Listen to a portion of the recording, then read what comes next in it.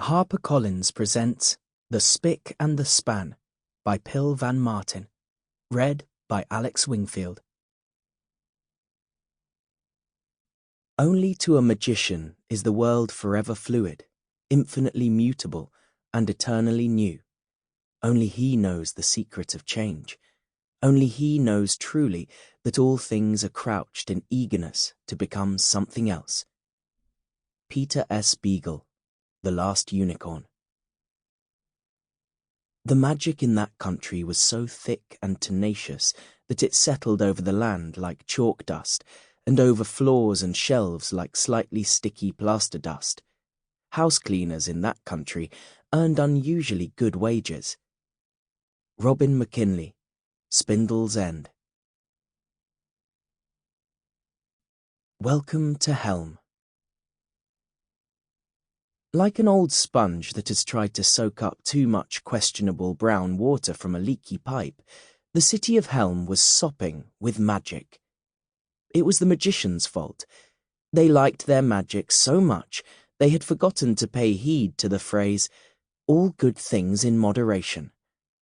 They used magic to tie their shoelaces, to turn the pages of their spellbooks, even to itch their noses.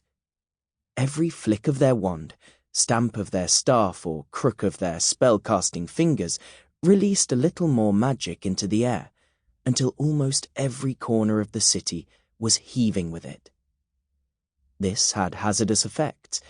Leave any household item alone for too long, and you could bet that magic would begin to settle on it, and eventually it would begin to change. It would start small. Your kettle might begin to whistle in time to the radio, or your carpet would complain if you walked on it with muddy boots. Then it would progress.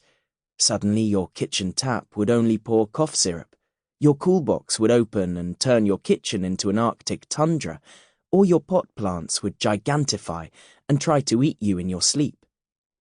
Helm was so treacherous that visitors were given a warning pamphlet at the gate.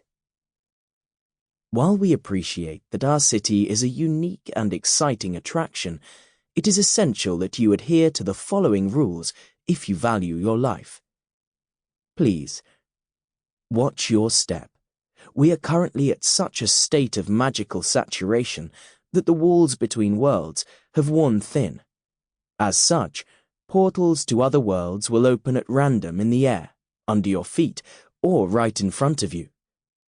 You may have arrived in our city unexpectedly due to such a phenomenon. If the portal back to your world has closed, please see page 68 of this pamphlet.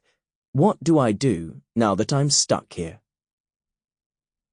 Swimming in the city river is not a good idea, and neither is drinking from it.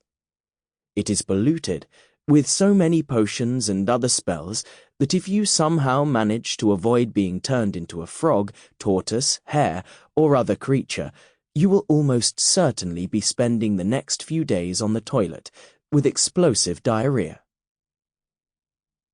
Do not sit beneath the great ash tree in the city square. The Melii living there are aggressive and will try to attack you. In such an event, please see page 12 of this pamphlet, Advice on Magical Injury. Avoid the Lullaby Bridge in the southeast. Its song makes anyone crossing it fall asleep instantly, and we do not presently have enough deaf cart drivers to deal with the sleeping bodies. Avoid the Chosen Ones. At best, they will get you into trouble with a troll or a harpy. At worst, they will get you enslaved to a demon. A notable nuisance is the man in the city square who will challenge you to a sword-pulling competition. His name is Arthur, and it is very well prophesied that only he can pull the sword from that boulder. Don't let him fool you otherwise. The pamphlet continued in this manner for several pages, but it neglected to detail how the city was still running in such chaotic circumstances. Of course, the magicians liked to pretend it was them who kept the worst magical hiccups in check, but the real heroes of the whole sorry situation were of a wholly different occupation, equally well known, but decidedly less Sample complete. Ready to continue?